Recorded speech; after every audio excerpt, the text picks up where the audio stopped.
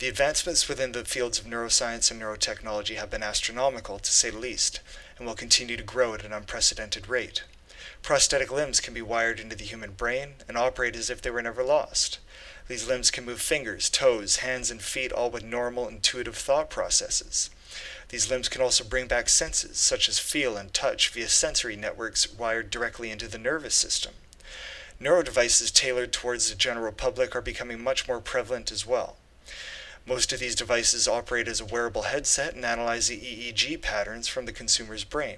These neurodevices allow the consumer to accurately and effectively operate a vast array of different toys, video games, and computer applications with just their brain signals. Some companies are even advertising the research and development of an invasive brain implant that will allow the user to type 100 words per minute on their computer, completely hands-free. Moreover, specific experiments with animals have conclusively proven that consciousness and memory from the brain can be edited, uploaded, and downloaded to other brains from the internet with the help of invasive brain implants and optogenetics tools. When attempting to accurately speculate where certain technology will advance to in the near future, it is ideal to analyze the recent history in similar fields. Which level was neuroscience and neurotechnology on 30 years ago? What about 20 years ago? The advancement in these fields just over the last few decades has been nothing short of colossal. Which level will these fields be on 20 years from now? What about 30 years from now? Taking into account the context of technological advancement, the evolution of aviation is a great example. In 1903, the Wright brothers achieved humanity's first aircraft flight, which was thought to be an impossibility by the majority of the general populace at that time. Fast forward 33 years later into 1936, and there was a vast network of interconnected airports worldwide.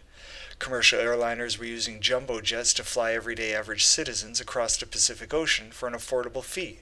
Skip ahead another 33 years into 1969, and the United States successfully landed a man on the moon. This drastic increase in technological advancement is astonishing, but more importantly, it's very real. While many of the advancements within neuroscience and neurotechnology do have beneficial aspects, the possibilities for misuse or unintended consequences have been largely ignored. Unfortunately, in the recent past, there has been a significant precedence of inhumane and unconstitutional acts committed by a vast array of governmental entities around the globe. These acts were often done in an effort to expedite their advancements within the fields of neuroscience and neurotechnology. Most notably were the MKUltra experiments that were conducted by the United States and Canadian governments on their own unwitting civilians.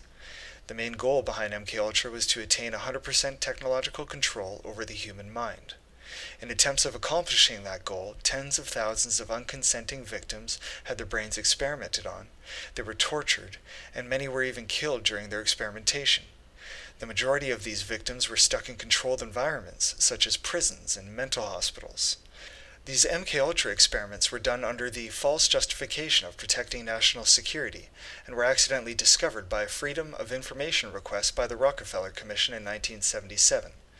The small cache of files that were found miraculously survived the extensive destruction of all evidence relating to the MKUltra program, which was ordered by CI Director Richard Helms in 1973.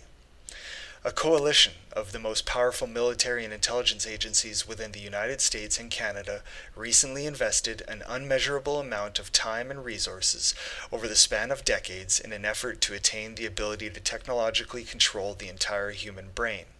The unconsenting victims had their brains experimented on, they were tortured, and many of them were killed. This massive program was done secretly, and its existence was almost erased without any public or congressional knowledge. These claims are documented facts, not fiction. This is completely unacceptable and unjustifiable in every way, shape, and form.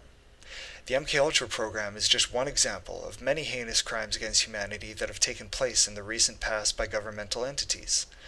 That is why we strongly believe that the Neuro-Specific Human Rights Bill should be enacted into legislation. We have assessed the implications of emerging neurotechnology applications in the context of the human rights framework, and we suggest that existing human rights are not sufficient enough to properly protect the general populace. After analyzing the relationship between neuroscience and human rights, we identify 4 new neuro-specific human rights: the right to cognitive liberty, the right to mental privacy, the right to mental integrity, and the right to psychological continuity. The right to cognitive liberty is the right of individuals to use emerging neurotechnologies, as well as the protection of individuals from the coercive and unconsented use of such technologies. The right and freedom to control one's own consciousness and electrochemical thought processes is the necessary substrate for just about every other freedom. Cognitive liberty is necessary to all other liberties because it is their neurocognitive substrate. As such, cognitive liberty resembles the notion of freedom of thought. Cognitive liberty is a conceptual update of freedom of thought that takes into account the power we now have, and increasingly will have, to monitor, manipulate, and alter cognitive functions. Some legal scholars, such as Boer and Sententia, have interpreted the right to cognitive liberty with special focus on the protection of individual freedom and self-determination from the state. For example, Sententia has claimed that, quote, the state cannot forcibly manipulate the mental states and implicitly the brain states of individual citizens, end quote. The right to mental privacy aims to protect any bit or set of brain information about an individual recorded by a neurodevice.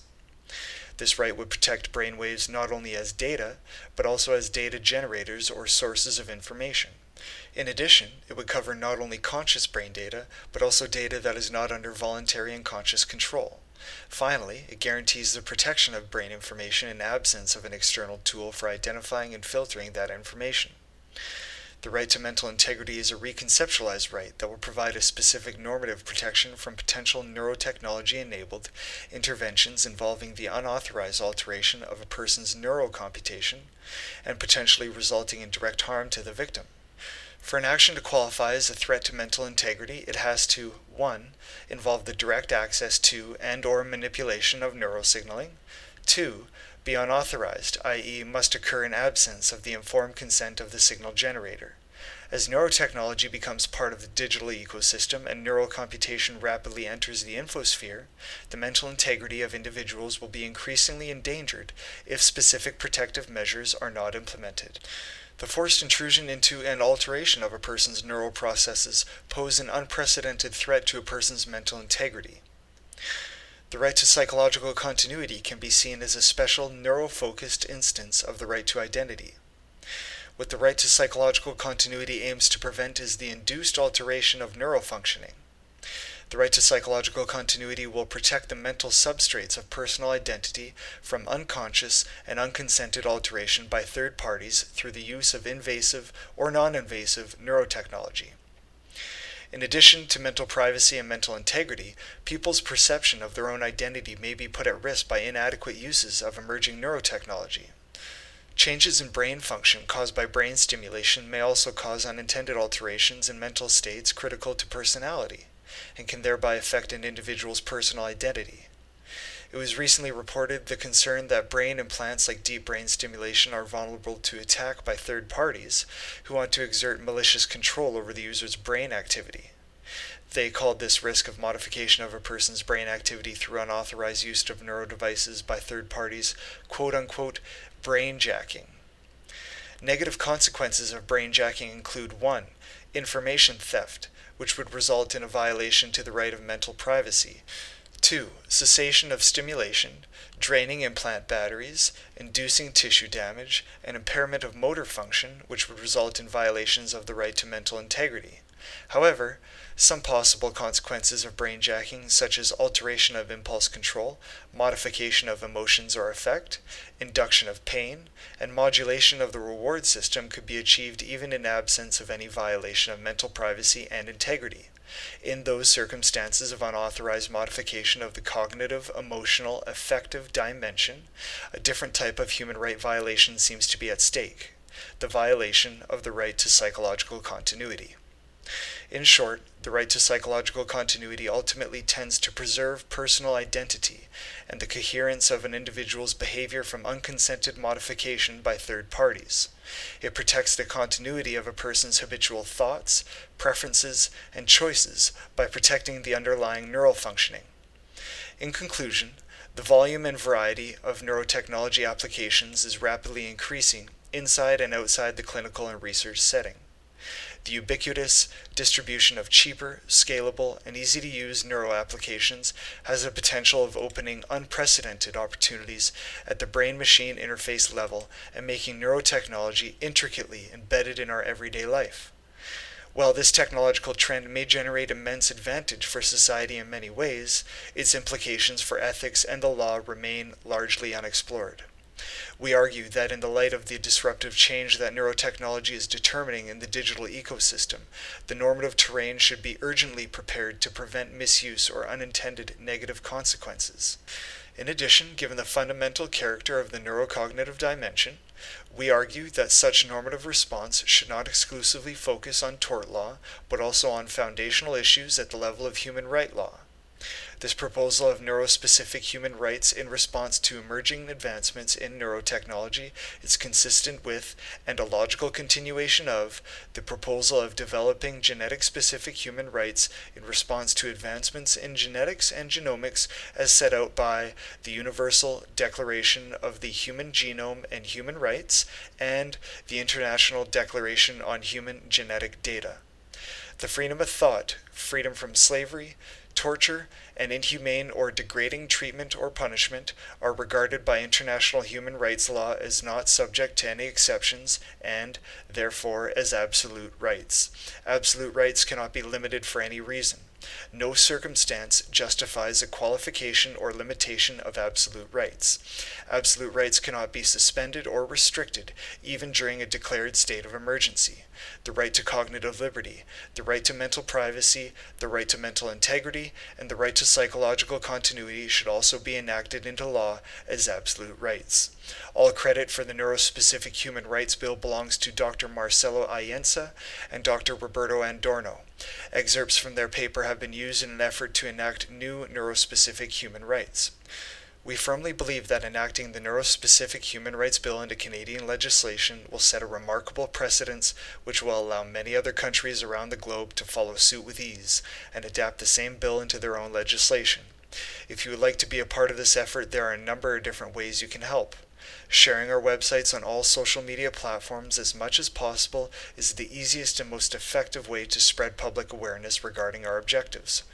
Donating to our GoFundMe campaign will also greatly help us reach all of the goals we strive for.